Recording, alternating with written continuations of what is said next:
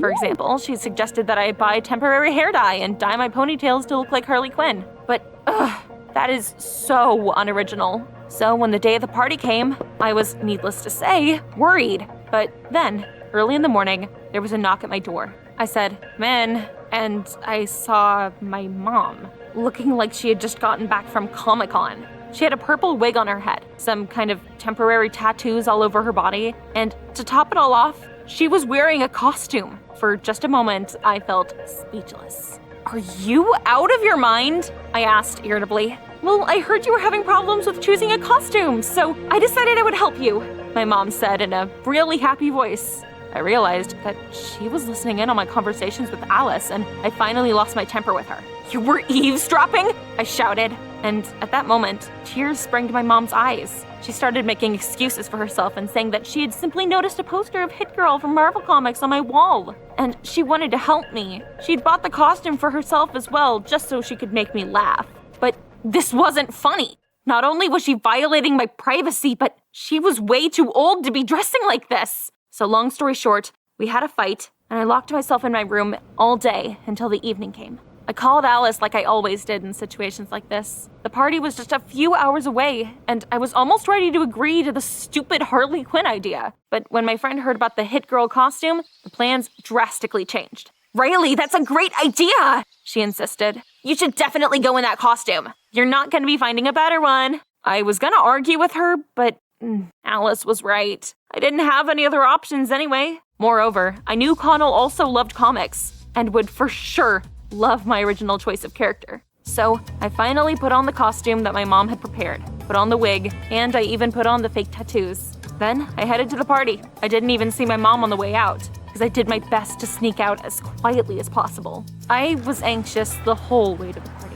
What if everyone would laugh at me? But my doubts disappeared as soon as I walked into Connell's house. It may be kind of hard to believe, but everyone was looking at me. I felt like such a star. Boys were coming up to me and taking selfies and talking. Nothing like this had ever happened to me. Even Connell didn't leave my side. We spent most of the evening chatting and laughing. I had never even dreamed of something like this.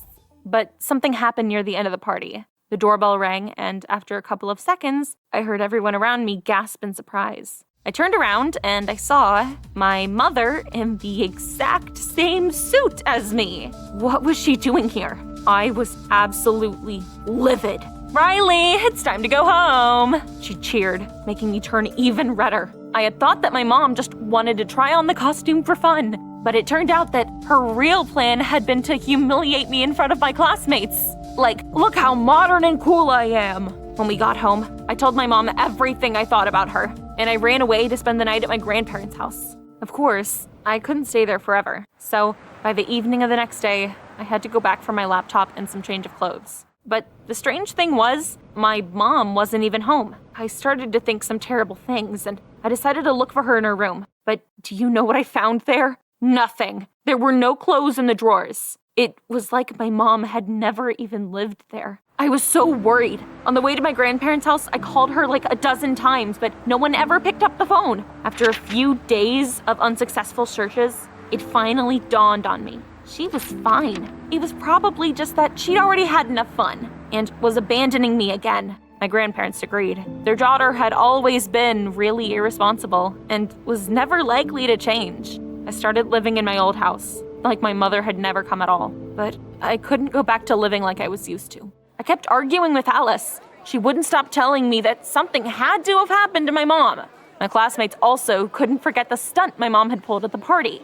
Even Connell talked about her all the time. It made me so angry. I had a fight with my crush, with my friend, and with almost all of my classmates. I also lied and I said it wasn't my mother, but my sister, who repeated everything I did and had completely gone off the rails since then. And as a result, I had no one to hang out with. One day, after school, I went to the cinema in proud solitude again. I came up to the ticket office to buy a ticket to the movie when someone suddenly called out to me. I turned around and I saw a complete stranger. She introduced herself as Lisa and said that she was only in the city for a few days. She had, apparently, immediately recognized me. "Your mother and I were friends at school and in our first years of college," she said. I felt furious. "No! I don't want to know anything about her! Is she ever going to stop following me?" I exclaimed. Then, Lisa suddenly said that she needed to tell me something. She suggested we sit in a nearby coffee shop, and I reluctantly agreed. The more she told me, the more astonished I felt. It turns out that Lisa had moved to another city with my mom after I'd been born.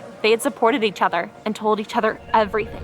So Lisa knew that my dad had left my mom when she was still super pregnant and had stolen all of her savings. Even though my mom had been determined to raise me alone, her parents didn't allow her to. But why didn't she come visit me? I asked Lisa. Her parents told her to build a decent life in another city and told her never to come back before she'd done it. A couple of years after that, they got custody of you and found a way to keep your mother away from you. Apparently, she had finally managed to restore her parental rights, so she came to get you. At that moment, I felt like I was in some kind of video game. It turns out that everything I had believed in was a lie. My mother had actually wanted to be with me this whole time, but couldn't. And all of her attempts to make me happy had been actually sincere, while I had been acting rude and ungrateful. I guess she just hadn't had the courage to tell me the whole truth before now.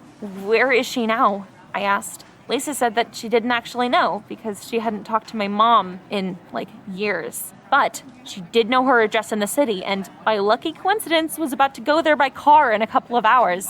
Do you want to come with me? Lisa asked, smiling. Of course, I agreed. I was so afraid that my mom wouldn't be home. But when I rang the doorbell, the door immediately opened.